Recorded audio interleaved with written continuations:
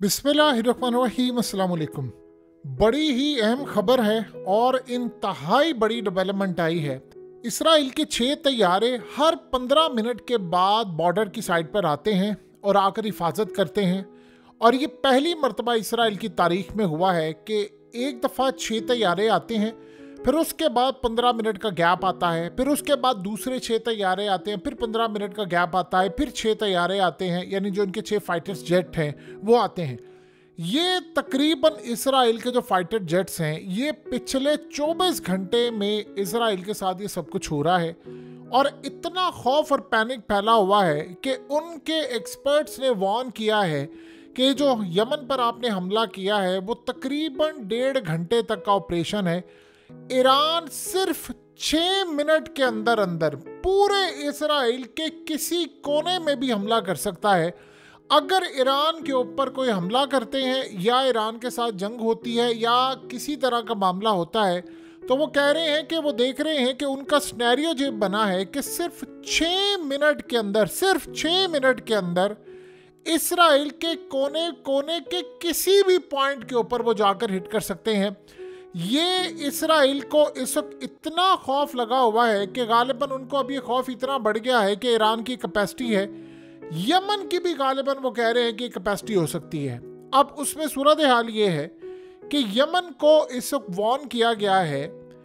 Israel के हवाले से तो आप बात छोड़ देना, उसको वार्न किया है रूस की जानिब से और कहा गया है कि जो स्ट्राइक हुआ है उसमें अमेरिका और बरतानिया बराबर के शरीक हैं। तो टारगेट आपका बरतानिया और अमेरिका पहले होना चाहिए, इसराइल साथ में होना चाहिए। ऐसा नहीं है कि आप इसराइल को सिर्फ टारगेट करें और अमेरिका और बरतानिया को आप खुल्लम खुल्ला छोड़ दें। ये असल में जो सिनेरियो है ये इसराइल के लिए इतना ज़्यादा ख़तरनाक बन सकता है बाद में, लेकिन पहले अमेरिका के लिए। रूस असल में इस वक्त पुश कर रहा है यमन को कि वो बरतानिया और इसके साथ साथ अमेरिका के ऊपर स्ट्राइक कर दे। उन्होंने कहा कि पूरी तरह इस ऑपरेशन में शामिल थे। अब गालिबन इसराइल को सबसे बड़ा ख़तरा ये है कि 6 मिनट के अंदर अंदर अगर ईरानी मिसाइल पूरे इसराइल को किसी भी वक्त कहीं भी तबाह कर सकते हैं, तो गालिबन क्या अब यमन को भी वो टेक्नोलॉजी देने जा रहे हैं जो 6 मिनट के अंदर अंदर इसराइल के किसी भी कोने में हमला कर सकते हैं। ये इतना खौफजदा है कि आप ये सोचें कि इस वक्त अगर हम गौर से देखें तो 4 दफ़ा 1 घंटे के अंदर इसराइल के 6 जेट्स आते हैं और वो बॉर्डर के ऊपर पेट्रोलिंग कर रहे हैं। ये इतना ख़तरनाक मरहला है कि इसराइल की तारीख में इससे ज़्यादा खौफ की फ़िज़ा हमने आज तक कभी नहीं देखी। और मसला सारा ये है कि ये जो अगर लेट से ईरान ने फ़ैसला कर लिया, अगर कोई मामला होता है हमले का, क्योंकि अब ये सारे प्लानिंग कर रहे हैं ईरान के ऊपर स्ट्राइक करने की, और प्लान बड़ा ख़तरनाक है इनका कि हम ईरान पर जाएंगे और स्ट्राइक करेंगे और पोजीशन अपनी सारी क्लियर करेंगे। ये किसी भी वक्त हो सकता है। लिहाजा इस सारे सिनेरियो में मामलात काफ़ी हद तक क्लियर हैं। इसराइल की पोजीशन बहुत ज़्यादा इस वक्त स्ट्रॉन्ग नहीं है। जैसे उन्होंने हमला ज़रूर किया, देखिए हमला तो अमेरिका ने भी किया था, बहुत सारी चीज़ें, हमला करना बड़ी बात नहीं होती। यमन के हौसियों ने जो हमला इसराइल पर किया है, पूरे के पूरे इलाज शहर को उजाड़ कर रख दिया है।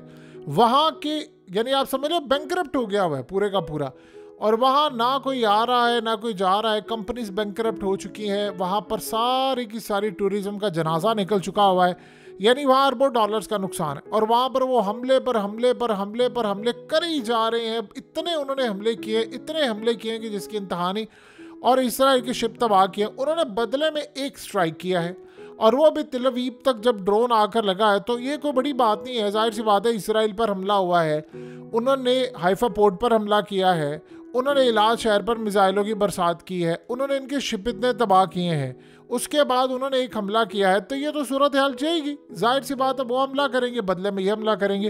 अब एक चीज़ तो बड़ी क्लियर हो गई है कि रूस असल में देने जा रहा है इनको टेक्नोलॉजी। देखिए स्कॉट रिटर ने एक बड़ी खूबसूरत बात की है, ये अमेरिका की इंटेलिजेंस एजेंसियों का अहम रुकन रह चुका है। उसने सिंपल सी बात की है, उसने कहा है कि एक मिस्टेक और हम सब ऑल आउट वॉर के अंदर चले जाएंगे। एक गलती और पूरी दुनिया की जंग, दैट्स इट। उसने कहा कि पूरी दुनिया के अंदर लपेट में ले लेंगे, फिर कोई बचेगा नहीं। लिहाजा इस वक्त फूक फूक कर एक कदम रखा जा रहा है, 2 कदम रखे जा रहे हैं, एक एक कदम के ऊपर, एक एक इंच के ऊपर इस वक्त जंग की सूरत हाल वाजिया हो चुकी है। अब आप ये सोच रहे हैं कि इसराइल की हालत ये है कि उन्होंने कहा कि जो यमन ने हम पर हमला किया है वो 6 मिनट तक हमारी फिजा में था। अब सवाल ये है कि वो इसको डिटेक्ट नहीं कर पाए, तो क्या ईरान का जो मिसाइल होगा वो 6 मिनट के अंदर ट्रेवल करेगा और जाकर वो तेल अवीव या किसी जगह को हिट कर देगा? क्या ये सिनेरियो अब हम अपनी आंखों से देखने जा रहे हैं? देखिए, इस सारी सूरत हाल में उससे पहले समझ लें कि ये इसराइल के जो एक्सपर्ट वार्न कर रहे हैं कि ईरान ये करे, वो असल में इनडायरेक्टली साथ ये कह रहे हैं कि यमन भी ये काम करने के लिए तैयार है। एक बड़ी अजीब बात हुई है कि यमन ने ऐलान कर दिया है कि अब ये जो जंग है इसकी कोई लिमिट नहीं होगी, इसके कोई रूल नहीं होंगे। हम सारे के सारे जो रूल हैं वो मुकम्मल तौर पर हमने इस जंग में तोड़ दिए हैं। उन्होंने कहा कि इसराइल के साथ जंग के अंदर जब जंगों के भी कुछ असूल होते हैं, हमने सारे असूल तोड़ दिए हैं। अब ये जो जंग होगी वो असूलों के बगैर होगी। और इस सारी सूरत हाल में उन्होंने बड़ा क्लियरली ऐलान किया है कि ज़रूरी नहीं है कि अब ये जो हमला होगा वो यमन से हो, हमला होगा इसराइल में। और साथ उन्होंने कहा है कि हम डीप इनसाइड इसराइल के अंदर जाकर हमला करेंगे। उन्होंने कहा कि असल में जो अब हमला होगा, उन्होंने कहा कि अब चूंकि हम दूर हैं, अब इसराइल के अंदरून शहरों में जाकर हमला होगा, उसके डाउनटाउन एरियाज के अंदर हमला होगा, मिड के अंदर जाकर हमला होगा। और सारे के सारे असूल हम तोड़ने जा रहे हैं। यानी जंगों के असूल होते हैं कि आपने औरतों को नहीं मारना, आपने बच्चों की परवाह करनी है, आपने सिविलियन को नहीं मारना, आपने सॉफ्ट टारगेट होते हैं उनको अवॉइड करना। उन्होंने कहा इसराइल पिछले 290 दिनों से इन रूल्स को फॉलो नहीं करा। अब हम जो लड़ाई करेंगे, अब हम जो जंग करेंगे, वो उससे भी ज़्यादा खतरनाक सूरत हाल होगी, उससे भी ज़्यादा तबाहकुन सूरत हाल होगी। तो आप यहां से उसका अंदाजा लगा सकते हैं कि उन्होंने कहा कि सारे के सारे असूल, रूल्स, हम तमाम की तमाम चीजें तोड़ने के लिए जा रहे हैं। कोई रूल्स फॉलो नहीं किए जाएंगे, बस इसराइल को तबाह करना है और वो तबाही होगी। अब इस सारे सिनेरियो में उन्होंने कहा कि इन्होंने हमारी सिविलियन आबादी पर हमला किया है। और इसमें अब ये जो 6 मिनट वाला है कि जो ईरान के मिसाइल है वो गालिबन अब ऐसा होने जा रहा है जो इन्होंने प्लान किया है। इन्होंने असल में जो हमला किया था उसमें अभी तक किसी ने नहीं बताया कि वो यानी यमन से उड़कर आया था ड्रोन या कहाँ से। वो कह रहे हैं कि गालिबन जो हमारा प्लान है वो है इराक से हमला करने का, या शाम से भी हमला कर सकते हैं। इराक से उनकी स्ट्रेटजी बड़ी मजबूत है, वहाँ से वो गालिबन अब इसराइल के ऊपर जो हमला करेंगे वो सीधा डीप इनसाइड इसराइल में जाकर हमला करेगा। इसीलिए इसराइल के जो 6 फाइटर्स हैं वो हर 15 मिनट के बाद जाते हैं, बॉर्डर का सर्कल करते हैं, चक्कर लगाते हैं कि कहीं कोई हमला, इनकमिंग मिसाइल या कोई चीज़ तो नहीं आ रही। देखिए, ईरान के लिए ये बड़ा चैलेंज है कि अगर इस दफ़ा हौसी का हमला या यमन का हमला जो नाकाम होता है, यानी मिसाल के तौर पर आज उन्होंने मिसाइल मारा, मिसाइल मारने के बाद उन्होंने काम ये किया कि अब ज़रूरी नहीं है, साथ उन्होंने ऐलान किया कि अब ये जो हमला होगा इसराइल पर वो ज़रूरी नहीं यमन से हो। तो उसमें सिनेरियो ये सामने आता है कि ईरान को इस बात का अच्छी तरह अंदाज़ा है कि अगर इसराइल को यहाँ पर इंगेज नहीं किया तो अगला हमला जो स्ट्राइक होगा वो ईरान के ऊपर हो सकता है। जैसे एंटनी ब्लिंकन ने बड़ा क्लियरली बता दिया, उसने कहा ये जो हमला अब होगा वो ईरान के ऊपर हम कर सकते हैं। यानी बड़ा उन्होंने कहा हमारी तो पॉलिसी ये है कि हमने ईरान को किसी सूरत स्टेबल नहीं होने देना, इस सेंस में कि वो कोई एटमी ताकत बन जाए। लिहाजा कोई भी गवर्नमेंट आ जाए, कोई भी कुछ हो, पॉलिसी हमारी सेम रहेगी। सो वहाँ से भी एक स्ट्राइक की सूरत हाल सामने आ रही है, यहाँ से भी। अब यहाँ उन्होंने असल में किया क्या है कि वो जो इराक की रेजिस्टेंस है, वो फाइटर्स जो हैं उनके साथ इन्होंने डील फाइनलाइज कर ली है। अब उस डील को फाइनलाइज करने के साथ उन्होंने सिनेरियो अब ये बनाया है कि वहाँ पर कुछ मिसाइल और ड्रोन्स और एडवांस लेवल का डिफेंस सिस्टम भी पहुँचा रहे हैं वो गालिबन। देखिए, इसके बाद इराक पर भी जाहिर सी बात है फिर हमले होंगे। तो इराक तो आपको पता है कि ऑलरेडी वहाँ पर अमेरिका की यानी बेसिस भी हैं, तो इराक ने ऑलरेडी अमेरिका को कह दिया था कि आप यहाँ से अपनी बेसिस फौरी तौर पर हटा लें। अब गालिबन इसमें जब रूस ने इनको कहा है कि आप लोग इस बात को समझ लें कि अमेरिका ने साथ इसका हमला किया, तो वो इराक के अंदर जो अमेरिका की मिलिट्री बेसिस है उनके ऊपर भी हमला होने वाला है।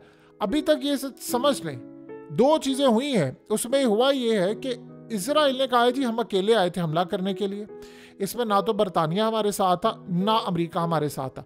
जबकि रूस ने यमन के हौसियों को पैगाम दिया है कि जो स्ट्राइक आप पर हुआ है इसमें बरतानिया भी शामिल है, इसमें अमेरिका भी शामिल है, और यही सऊदी अरब की जानिब से, उनके मीडिया की जानिब से भी कहा गया कि ये ज्वाइंट स्ट्राइक था। वैसे सऊदी अरब ने अपनी पोजीशन बड़ी क्लियर कर दी। उन्होंने कहा जी ना तो हमने इसराइल को अपनी कोई एयर स्पेस दी है, ना हम पार्टी बनेंगे इस जंग के अंदर। यानी ये यमन की लड़ाई है, वो इसराइल के साथ लड़े, हम इन दोनों के दरमियान पार्टी नहीं बनेंगे। ना हम इसराइल को देंगे अपनी एयर स्पेस इस्तेमाल करने के लिए कि वो यमन पर हमला करे, ना यमन को देंगे कि वो इसराइल पर हमला करे। ये आप लोगों की अलग से लड़ाई है, आप इसको मैनेज करें। ना हम अमेरिका को अलाउ करेंगे कि वो सऊदी अरब की एयर स्पेस या सरजमीन इस्तेमाल करते हुए यमन पर हमला करे, या वो ये सरजमीन इस्तेमाल करते हुए इसराइल के ऊपर हमला करे। सो हमारी पोजीशन बड़ी क्लियर है कि हमने ये काम नहीं करने देना। अब ये बात साथ ही उन्होंने कही है, उन्होंने कहा कि एक बात आप समझ लें, ये जो जंग आपने शुरू कर दी है यमन के लोगों के साथ, ये इजी नहीं अब आपके साथ होने वाली। उसे कहा कि आप भूल जाएंगे कि जो अब आपके बॉर्डर्स के ऊपर होगा, आपके साथ होगा। गालिबन ये जानबूझकर जब उन्होंने इस तरह की स्टेटमेंट दी है तो एक चीज़ तो बड़ी क्लियर है कि अगर बॉर्डर की वो बात बार बार करें हैं तो ये भी प्रॉब्लम हो सकती है उनके लिए कि वो वहाँ से अपने फाइटर्स अंदर तक घुसा दें। उन्होंने कहा कि आज के बाद इजराइल ये समझ ले कि तिल अवीव जो एरिया है वो आज के बाद महफूज नहीं है, और ये जो नई लड़ाई होगी ये इसराइल के नए शहरों तक जाएगी। वहाँ से हम तमाम लोगों को पहले ही बता चुके हैं कि आप लोग जगह खाली कर दें, क्योंकि फिर हमारी तरफ से कोई रहम की उम्मीद ना करे। अगर आपकी गवर्नमेंट ने कोई रहम नहीं किया तो आप हमारे साथ कोई किसी तरह के रहम की उम्मीद ना करें।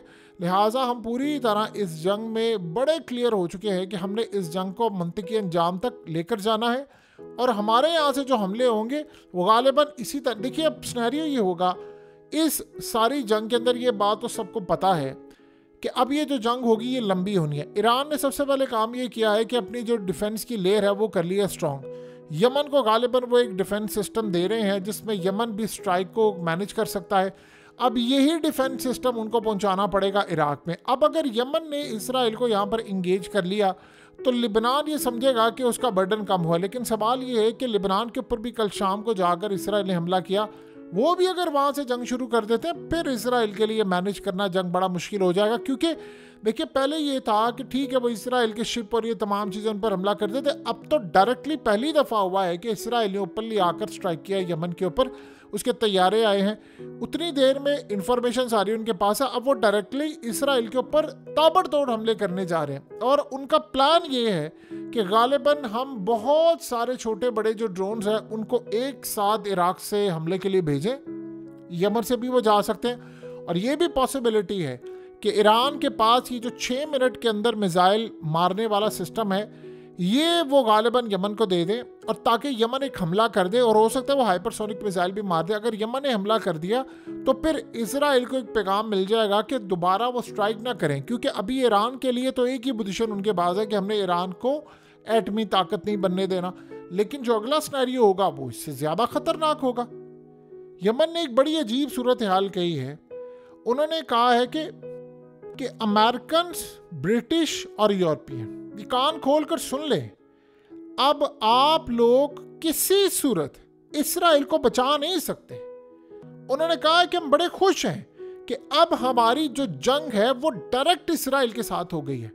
ये स्टेटमेंट उनकी, यानी देखिए इस बात को आप समझ लें, इसका मतलब है कि स्टेटमेंट के बाद चीज़ें क्लियर हैं कि वो चाह रहे थे कि किसी तरह हमारी जंग छिड़ जाए इसराइल के साथ। गालिबन ऐसा लग रहा है, देखिए आप तिल अवीव पर जब हमला करेंगे, ड्रोन मारेंगे, तो जाहिर सी बात है आपने अमेरिका की एम्बेसी से तकरीबन 1.5-2 मिनट वॉकिंग डिस्टेंस के ऊपर आपने एक हमला किया है, तो आप एम्बेसी को भी उड़ा सकते थे। ऐसा लग रहा है कि यमन ने जानबूझकर ये काम किया है ताकि इसराइल की उनके साथ किसी तरह जंग छिड़ जाए। अभी तक वो जो मिसाइल नहीं मार सके, जो वो अभी बहुत ज़्यादा उन्होंने लिहाज किया हुआ है, वो लिहाज, वो शर्म, वो तमाम चीज़ें ख़त्म हो जाए और वो खुल कर लड़ाई करे। ऐसा लग रहा है कि इसराइल के ख़िलाफ़ रूस और ईरान का ये पूरा एक मुश्तरका प्लान बना है कि जिसमें उन्होंने फैसला किया है कि हम यमन को सपोर्ट करते हो बैक एंड पर, क्योंकि अमेरिका ने कहा है कि यमन को डायरेक्टली रूस सपोर्ट कर रहा है, तो बैक एंड पर हम खड़े होकर यहाँ पर इन पर हमला करेंगे और इसराइल को हम दबोचने के लिए आखिरी हद तक जाएंगे। सो ऐसा लग रहा है कि इन्होंने यहाँ पर प्लान किया है कि इनके थ्रू अब लड़ाई करनी है। जैसे यूक्रेन को इस्तेमाल करते हुए अमरीकी यूरोप को काम करें, ये गालिबन हौसियों को, इराक को, शाम को इस्तेमाल कर कर इनके ऊपर जंग मुसल्लत करेंगे। एक बात ज़हन में रहे, बार बार एक ही चीज़ रिपीट हो रही है रूस की जानिब से, और कहा यह जा रहा है कि ईरान को भी और बार बार यमन के हूथियों को भी कि हमले में अमेरिका पहले नंबर पर है, उसके साथ बरतानिया। आपको पता है कि बरतानिया में न्यूक्लियर डिप्लॉय किए हुए मिसाइल अमेरिका के रूस पर मारने के लिए। तो रूस के लिए बरतानिया भी उतना ही बड़ा दुश्मन है जितना बड़ा अमेरिका है। तो वो उनको कह रहे हैं, क्योंकि अभी तक डायरेक्टली रूस और इसराइल की आपस की लड़ाई नहीं है, सिर्फ शाम के अंदर थोड़े बहुत मामला ख़राब हैं कि वो वहाँ से फौजी सामने हैं या वो गुलान हाइट्स पर है, लेकिन डायरेक्टली अभी कोई रूस या इसराइल पे एक दूसरे ने हमला नहीं किया। अमेरिका ने तो किया है यूक्रेन के थ्रू। रूस ये चाह रहा है कि हौसी जो है वो टारगेट करते हुए पहले अमेरिका को और बरतानिया को, देन वो इसराइल को मद्देनजर रखे ताकि उसका भी प्लान कामयाब हो। सो अब सूरत हाल ये है कि 6 मिनट वाला ईरान का मिसाइलों का जो एक झुरमट है, क्या वो इसराइल पहुंचेगा थ्रू यमन? ये चंद दिनों की बात है।